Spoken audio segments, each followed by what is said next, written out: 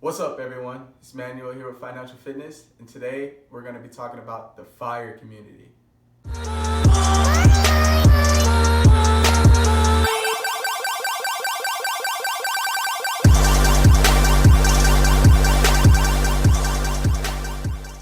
Alright, so I wanted to bring up the FIRE community because they're kind of been catching a lot of momentum lately. They started off in probably about the 2010s. Let me retract. Let me not get to that. So the FIRE community is financially independent, retire early.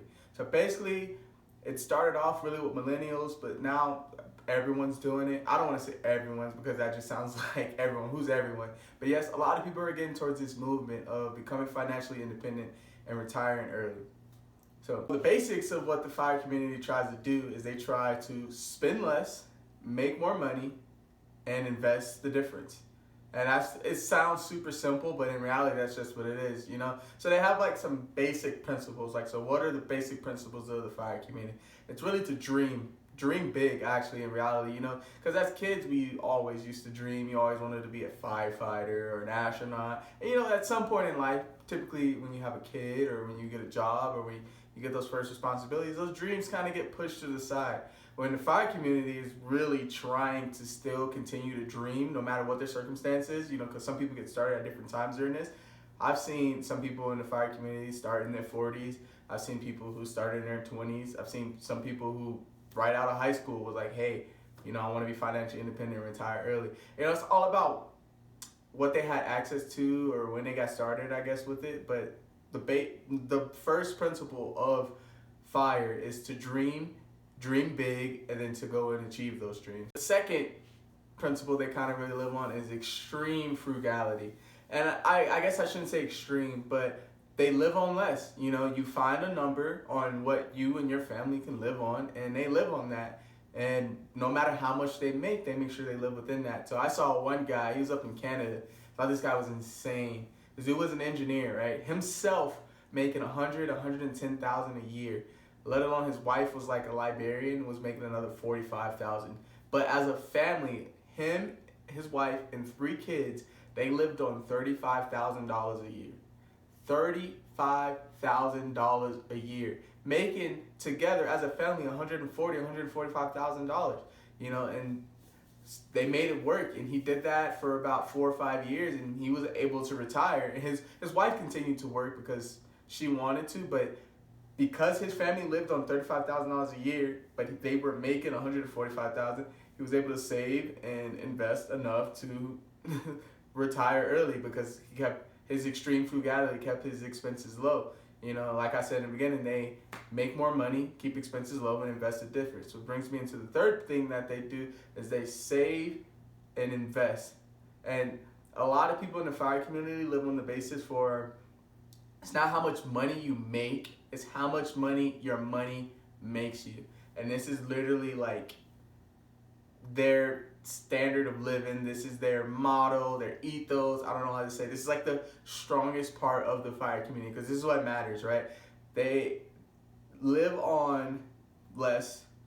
They make more money, whether that is going out there and getting another job, working a high-paying job already, getting side hustles, selling things, whatever it is. And then when they invest, what's left, I think the average number when I looked it up was about 70%. Like people in the FIRE community invest about 70% of their income and try to live on 30%, when the norm for most people is 15% to save and invest, because that gets you at around the age of 65. You know, if you start at, let's just say you went to college, you graduated, you start working around 22, 23 years old, you know, you want to go get a job, work for about 40 years, gets you around that 62, 63 age frame where you can start using that pension from your job, or if Social Security is still there. I don't think it's going to be there when I grow up, but hey, that's a different topic for a different day. But you know those things. You want to go work those 4 years, pay your dues, and then that way you can be older and not have to work anymore because you have that pension or that Social Security. When the FIRE community thinks that that's insane, they want to work for 15 years or 20 years. You know, and someone came up with the number of 70%. Now 70% is what? 4 times? Let me do my math in my head.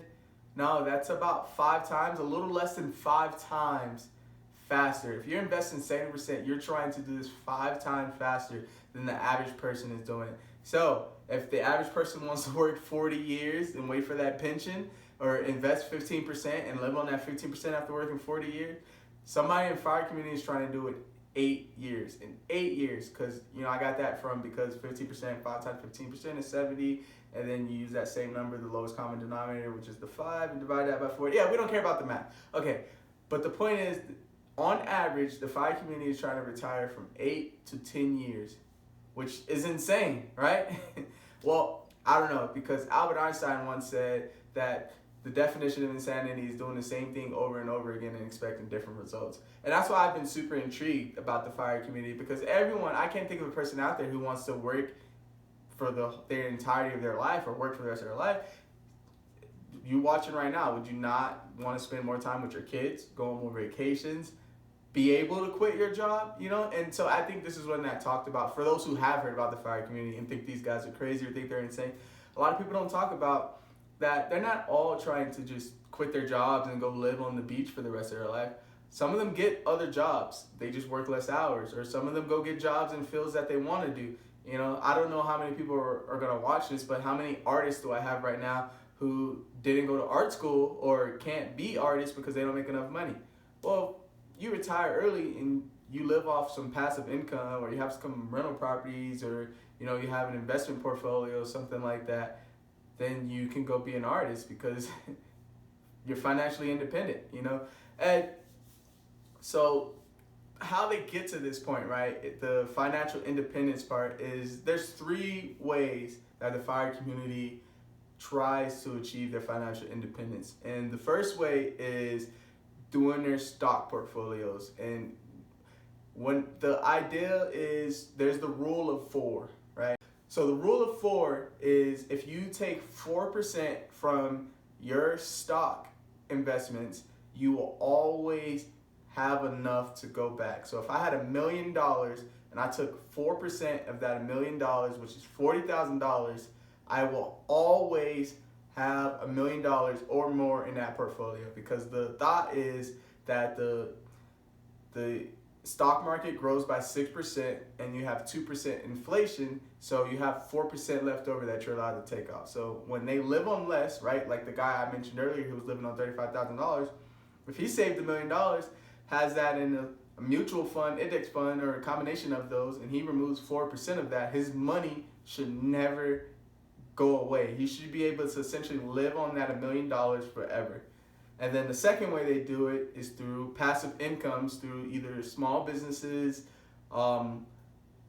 rental properties, any type of real estate, owning land, things like that, leasing out the land. So maybe they own 10 rental properties, and that gets them a passive income of $2,000 a month.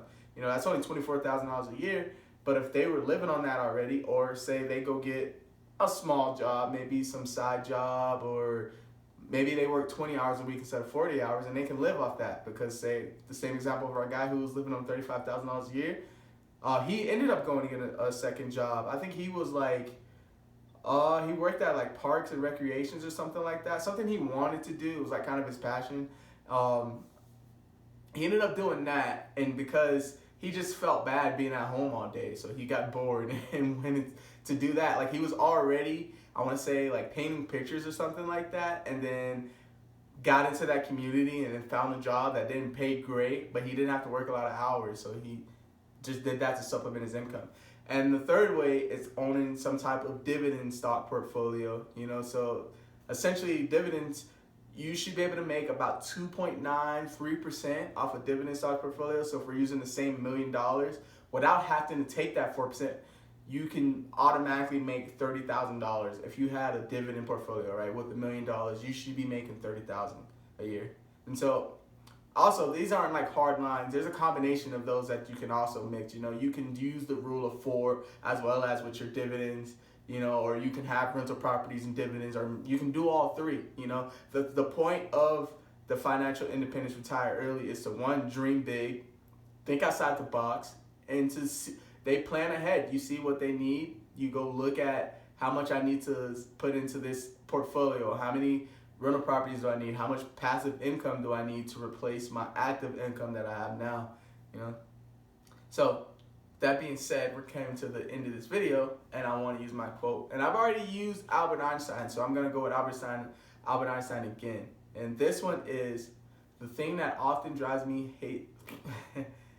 So with that being said, we have now reached the end of this video. So now it's time for the quote. And I've already quoted Albert Einstein in this video, but that's kind of a cheat to me. So I'm still gonna put one at the end. So I'm gonna use Albert Einstein again, just because I'm not wasting my quote, because I don't have a million quotes out there. I do go try to learn a quote a day, which I think is something good for, some food for thought. But we're gonna stick with Albert Einstein. And this one is, the thing that often makes me hazy is if it's me or them that's crazy. So Albert Einstein was a really smart guy. I'm not a scientist, so I don't really look into his scientific theories, but I did used to watch a lot of Albert Einstein videos just about his life, about how he thought, how he lived, where he came from, all these things like that. I watched some biographies on him and things like that. So I'm rambling a little bit. So this is Emmanuel Pierre with Financial Fitness. Keep flexing those financial muscles.